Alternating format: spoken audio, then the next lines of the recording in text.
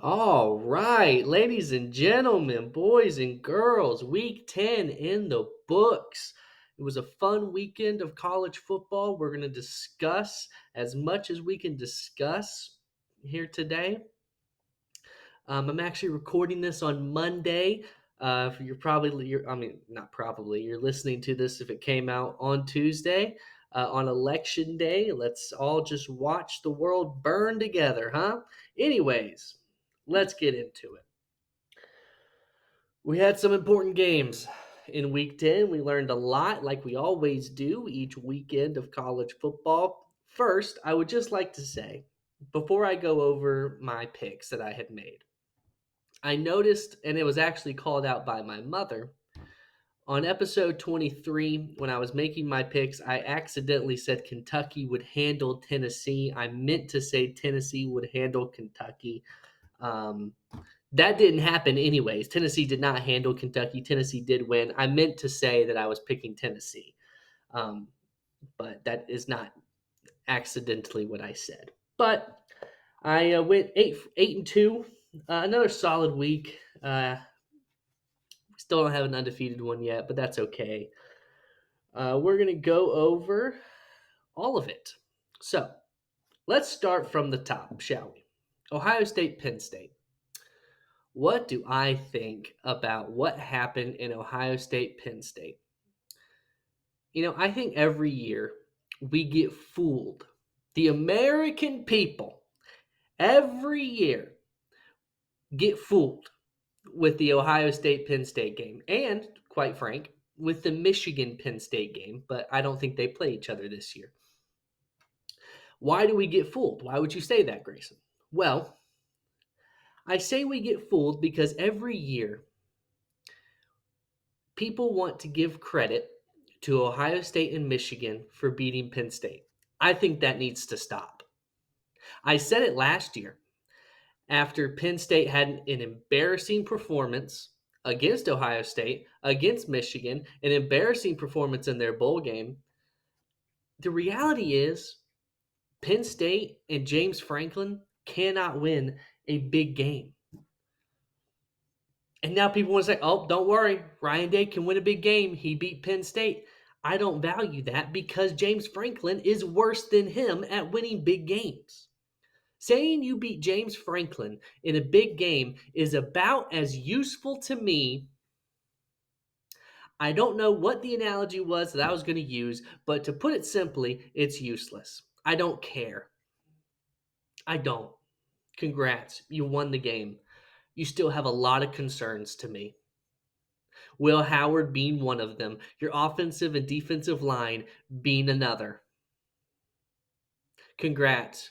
You held Penn State to 13 points. I don't know how many times I had to say it this year on this podcast. Penn State's not a top 5 team. You can't convince me otherwise. I can name 5 teams off the top of my head easily better than Penn State. I can probably name more. Ohio State, Georgia, Oregon, Miami, Tennessee. That's 5 right there. That's 5 right there. I honestly wouldn't surprise. Ole Miss could beat Tennessee. Alabama could beat Tennessee. LSU could beat Tennessee. Texas A&M, depending on what team shows up, could beat Tennessee. Or why am I saying Tennessee? Could beat Penn State. Sorry, I meant to say Penn State for all of those. I'm pretty sure I was saying Tennessee. Apparently, when it comes to Tennessee, I can't say words correctly, but that's okay.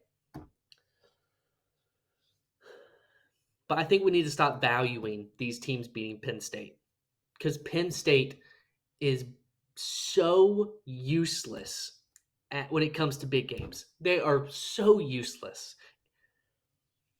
And I will refuse to pick Penn State to win a big game until I see them physically do it. That's how I feel. Duke versus Miami. Miami continues to have really good offense, really bad defense. And I'm going to tell you this: they can win this terrible conference all that they want. But when it comes playoff time, if you can't stop anybody, you are not winning anything. You're not winning anything. Okay? Yeah, your offense looks really good against these ACC defenses, okay? Do not get it twisted. If Miami went up against Ohio State, I think they get dog walked. They go up against Oregon, dog walked. Georgia, dog walked. Right? That's what I believe. Fully. Texas, I think they get dog walked. Another team that's better than Penn State, by the way, Texas. If you cannot play defense, you cannot win when it matters and when it counts. Plain and simple. You can win your little conference, your cute little conference, and that's all fine and dandy. But when it matters and when it matters the most, you will fall. That's the reality. Ole Miss trounced Arkansas. A lot of people are talking about how impressive that Ole Miss offense looked. I think we also need to look, though, that the Ole Miss defense did not look great. And that would worry me if I'm Ole Miss because last season, when they went to Athens to play Georgia, that defense got absolutely ripped apart. And we'll get to Georgia and Georgia's offense. We'll get to that. We'll get to Carson, Beck. All right. I'll have a lot to say. I'm actually going to talk about that game last because I have a lot to say about it. But it would worry me seeing that Ole Miss defense struggle like they did against Arkansas. But at the end of the day, when you score 50 something points, you have to feel good about yourself. So Texas Tech upset Iowa State. That's one I got wrong. I figured the Iowa State collapse was coming at some point. There was no way they were going to go throughout the whole regular season undefeated. I don't think BYU will do it either. The Big 12 just has too much parity, and those teams aren't good enough to go undefeated through the regular season and not slip up one time. Um, so I knew the slip up was coming. It came in this game. It's unfortunate for them. Is what it is. Big 12 is meaningless football, if you ask me, at this point in the season. Oregon handles Michigan, kind of what I expected. Michigan fought early on, but they didn't have the horses, plain and simple. Oregon's just a much better football team with much better talent. Clemson. Oh man. Clemson, Clemson, Clemson. I go and I talk so good about you. I talk about how good you're looking, how proud I am of you, and then you go and get dominated by a disappointing Louisville team. I will say I did not see that coming, and it was shocking. It was shocking to see. I mean, that was the very bad side of Clemson right there that you saw, and it's unfortunate. They got to figure some things out. Dabo needs to get into the portal. I mean, I don't think he's going to, but I don't think any of this is changing for Clemson if he does not start using the portal, plain and simple. That's just today's day and age of college football. It just is what it is. Oh, how about this? The game where I sat here and I told you. What did I tell you? What did Grayson? What did the father of college football? What did he tell you last Friday? Does anyone want to raise their hand and answer that question? No one? I'll tell you what I told you. I told you that I had an itch. And what was the itch? The itch was South Carolina will beat Texas A&M. Does anyone want to tell me what happened on Saturday between Texas A&M and South Carolina? Could I have been more right? Could I have been more right? You see, everyone wanted to ride the fence. Everyone wanted to say, "Oh, Texas A&M, they should be worried, they should be scared," but no one wanted to commit to the pick. I committed to the pick. I picked South Carolina to win, and they won. And look, all credit. I'm pretty sure my uncle also picked South Carolina to win, so credit to him too. But I know more ball than him. But I said on this podcast, South Carolina was going to beat Texas A&M. It's your typical college football spot. Texas A&M, emotional night game win against LSU with a comeback, electric at home. And then you go on the road to an underrated South Carolina team at night where you don't want to be. And they run you out of the stadium. Could not tackle Lenore Sellers to save your life. It was a great win for Beamer, a great win for South Carolina, terrible from Texas A&M.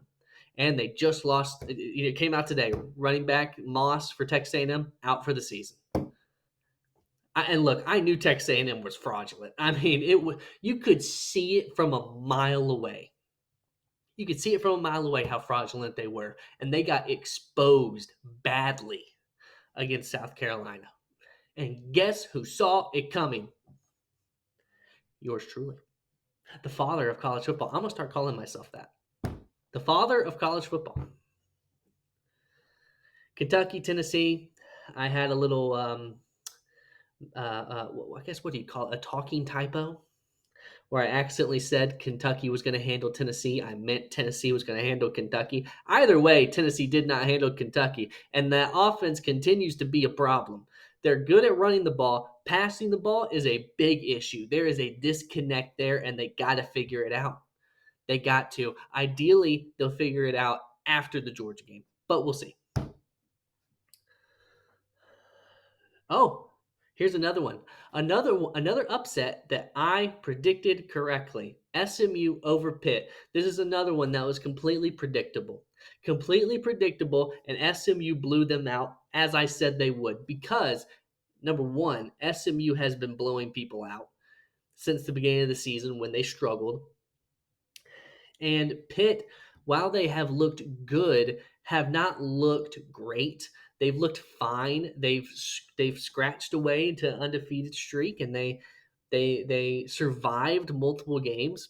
But I knew it was going to come to an end against SMU. SMU was probably the best opponent they've played all season, and it showed. It absolutely showed. Pitt was never that good, and that once again showed 100%. And those two upsets, I feel good that I was able to predict those correctly. I saw the spot, predicted it. There we go. Now, let's go over everything else, right? Everything else that happened. Indiana handled Michigan State. That was one where I said I could see the Michigan State upset, but I wouldn't predict that, and for good reason. Indiana is just so good right now. They are looking absolutely phenomenal. And I think was Curtis Rourke playing for that game? I don't even remember. If he wasn't, he should be back this week, but I think he might have played. And here's an upset that happened. Houston beat Kansas State. Kansas State is just really up and down. That's their problem. Even though Colorado didn't play, it was greatly benefited from Iowa State and Kansas State losing. And Colorado is sitting pretty, and they got to feel good about where they are right now. Army still undefeated. They dominated Air Force. Good to see that for them. Minnesota beat Illinois. I didn't watch that game because, I want to enjoy my life. Northwestern beat Purdue once again. Didn't watch because I want to enjoy my life. If you're Stanford, by the way, how are you letting NC State score 59 on you when NC State sucks? Just food for thought.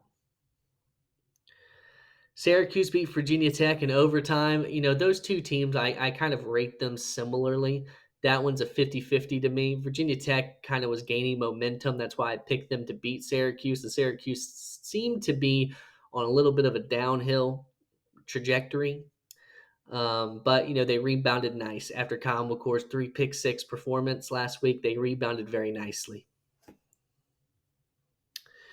Vanderbilt, America's team, the Vanderbilt Commodores, are bowl eligible. I got to tell you, I'm shocked. Not that they beat Auburn. That doesn't surprise me. I would have predicted that to happen because Auburn blows.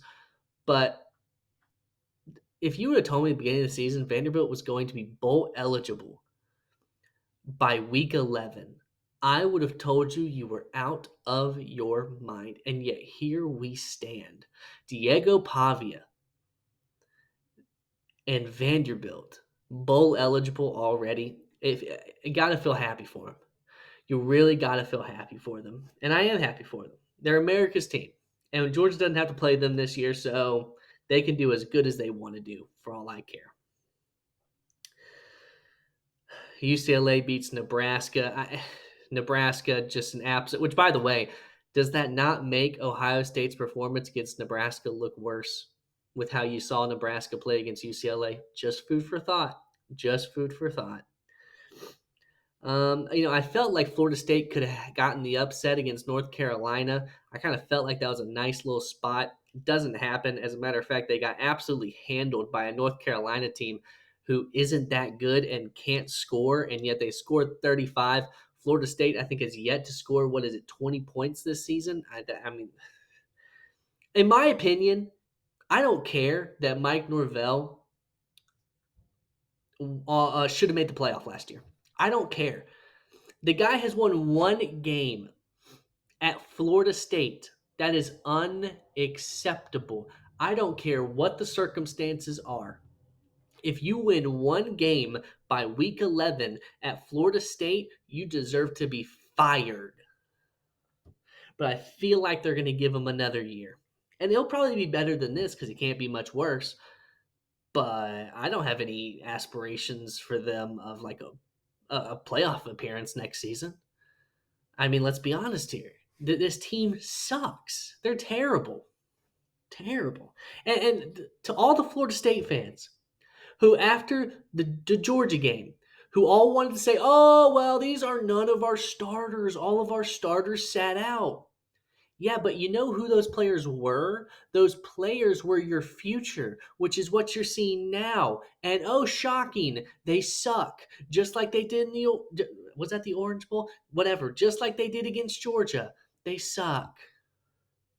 They suck more than we thought they did. We knew they were pretty bad, but whoo, whoo, they are horrible. Horrible. Oklahoma State loses another game to Arizona State. I'm still waiting for Oklahoma State to fire Mike Gundy. Don't know why it hasn't happened yet. He's terrible this season. And I mean, when is enough enough? Let's be honest here. When is enough enough? It's what you got to ask yourself. UCF absolutely dropped a bomb on Arizona. That's the UCF I've been waiting for all season, that we should have got against Colorado, that we should have got against BYU. Finally shows up against Arizona. Arizona can't play defense to save their lives, and they can't score enough points. I mean, it's a bad combo. Navy loses another one to Rice. They're kind of falling apart, but Army's still holding strong. That's what matters. Iowa completely dominated Wisconsin, which was shocking to me because, I saw Wisconsin, who was on the up and up. They were playing really well, and I'm really surprised and shocked that they fell and played that poorly against an Iowa team who's better offensively and pretty good defensively, but not world beaters by any means. I mean, Michigan State made Iowa look terrible, and Wisconsin got absolutely thrashed. We had USC versus Washington. Once again, Lincoln Riley loses another game. When is enough enough? When is enough enough for Lincoln Riley? And when is enough enough for USC? Lincoln Riley has to go. He has to go. Not only could he not win a big game, but now we're at a point where he can't win a game to save his life. Okay, he's got to go. He just lost to a Washington team who, quite frankly, is mid. Okay, after just losing, did he just lose to Rutgers? No, never mind. He beat Rutgers, but he lost to Washington. He's got to go. He's got to go. USC is going nowhere fast, and I feel like we're going to see a lot of transfers in the future. Why is my dog squeaking her toy so loud? Do you guys hear this? You are a Lincoln Riley fan, aren't you? You don't want me to talk bad about Lincoln Riley, so you're out here squeaking your toy, trying to divert me from what I'm talking about. This is on you right here. I took her toy from her so she can let me talk about clearly her favorite coach in college football, Lincoln Riley. You should be ashamed of yourself. Don't look at me like that. Anyways, Baylor TCU had a close game. Baylor ended up picking up the win. That was a close game. I thought TCU would get the upset. They weren't able to do it. But they were close. And TCU and Baylor, I kind of see similarly, and that's kind of how it played out 37-34. This last one breaks my heart. It breaks my heart. You know how I feel about my Nevada Wolfpack, you know? You know how I feel about them? They came up short against Colorado State, unfortunately. They kind of got manhandled. You know, it is what it is. It really is what it is. You know, they were a part of the ESPN Pick'ems for the first time, and I picked them to win. You know, because I am a loyal man to the Nevada Wolfpack. Okay, to Reno. You understand? And they let me down, but it's okay. It's okay. We move forward in Reno, Nevada. Okay, we move forward to the next game. That's what matters. I am literally, by the way, sweating right now because I'm talking so fast, and my dog got me so off my game. She got me so off my game, squeaking this toy, squeaking this donut. It's on you, Lincoln Riley lover. Clearly, let's see. Where am I at with the Heisman? Probably the same. It's probably still the same. Ashton GT's probably he's got to fall a little bit. I've got to say, Dylan Gabriel might be number one in the Heisman for me at this point, with Ashton GT being second, Cam Ward third, Travis Hunter fourth. I mean, Dylan Gabriel. I watch him, and I gotta tell you, I'm so impressed with his arm strength. And I'm usually not a fan of lefties at the quarterback position. It just looks awkward and wrong to me. But I really like Dylan Gabriel and his arm and what he's doing at Oregon. It's really impressive to me. Um, let's see. Oh, tomorrow night. Well, when you're listening to this, it's going to be tonight. But I'm recording this on Monday, Tuesday night. We have the first college football playoff rankings. I'm interested to see how they're going to do it. Are they going to do how they usually do, where they rank every team how they think they are, or are they going to do it based off how the playoff seeding works? Like, are they going to pick 1 through 4, like who they think's winning the conference championship, or how are they going to do that? I would assume they're probably just going to power rank like they usually do, like an actual ranking. I don't think it's going to be too different from the AP. I mean, you're probably going to see Oregon 1 for sure, Georgia probably 2, Ohio State 3. Um, Although I could see them putting Ohio State 2. They love Ohio State. Um, 4 would be Miami, 5 Tennessee, probably. Um, the highest ranked Big 12 team should be BYU. Highest ranked ACC team should be Miami. SEC team should be Georgia. And then the Big 10 team should be Oregon. And it's just a matter of where the rest of that falls. I'm sure they'll show a bracket showing, oh, if it ended today, this is what it would be. I would imagine Boise State right now is a group of 5 team, either them or Army, especially with Liberty falling off a cliff. But I'm excited to see the playoff rankings, same time as Election Day, which is a little interesting. But I'm excited to see the playoff rankings. Oh, I can't believe I almost forgot to talk about the game, Georgia Florida. Let's get into that game real quick. So, you know what I said on Friday. I said I want to see 28-0 at halftime. I will accept nothing less. And boy, did I get something less. What I got was Florida leading at halftime 13-6. Now, obviously, Georgia ended up winning 34-20. Let's talk about the game. Let's specifically talk about the offense. So, once again, first of all, the defense looked great. Offensively, there's a few things.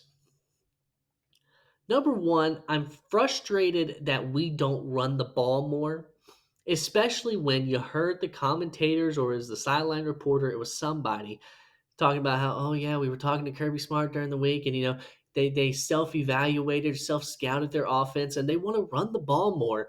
And then it's like I felt like we ran the ball less. Am I losing my mind? Like, Carson's out here throwing 3 picks, right?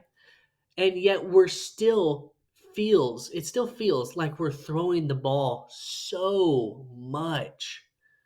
It feels like every first down, throw the ball. And I just feel like that puts a lot of pressure on Carson, especially when he's not having a good season and he's in a little bit of a rut right now. And I understand ETN got a little hurt and they kept him out of the game. I understand that. but I don't like how much we're throwing the ball. I don't like it one bit. Um, Especially when we have good running backs. Nate Frazier, good running back. Cash Jones, even a good running back. ETN, obviously, a good running back. I'm really getting sick and tired of the miscommunication between Carson, Beck, and the receivers. You can tell Carson's getting frustrated. He tried to audible Dylan Bell into it looked like a quick slant or kind of a screen type of thing, and Dylan Bell clearly didn't see it, and Carson got frustrated. Carson's clearly frustrated on the sidelines. Here's my thing. I don't think Carson is just blind and not seeing these people he's throwing these picks to, because two of those picks was downright awful. My issue is that I think what he's doing, I think he's trying to force it. I think he's sitting there, he has a nice clean pocket, and I think he's just trying to force it and make a play that's not there. And I think he needs to learn, he's got to just throw the ball away. He's got to learn to just throw the ball away. If it's not there, that's okay. Just don't turn the ball over. That game would have been a blowout if Carson just throws the ball away on those two really bad interceptions. And the third one, I mean, look, he was getting hit while he threw it. You could blame the offensive line, you could blame Carson, whatever. But I don't put that as much on Carson. The first two, though, were terrible, absolutely atrocious. Um, I also don't think it helps that the wide receivers are clearly struggling to get open. That seems to be an issue as well, because I'm looking at some of these plays and it just looks like no one's open and he's just trying to force it, and he's got to just throw it away. That's the main thing I came away with. You got to just throw it away. Do not force it, because that stuff is going to kill us against a really good team.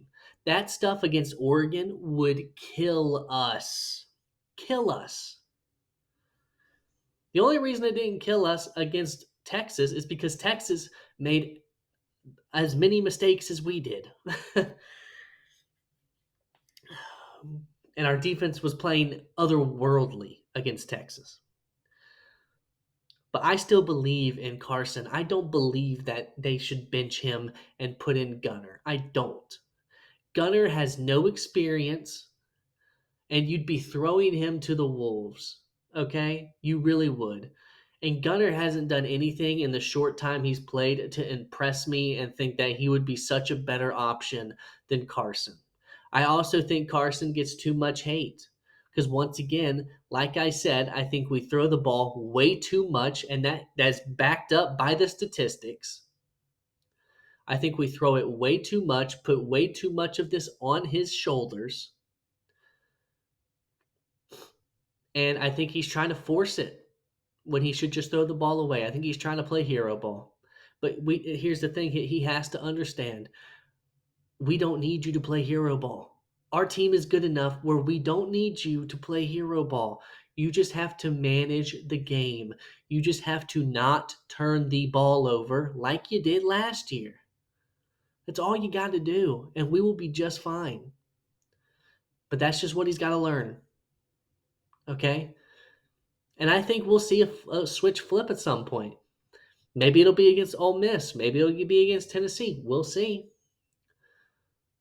This Ole Miss game is a big one, a massive one. It's your last big road test.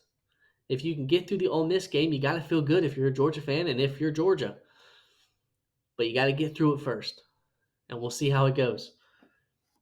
Thank you, everyone, for Oh, and by the way, I hope DJ Lagway gets better.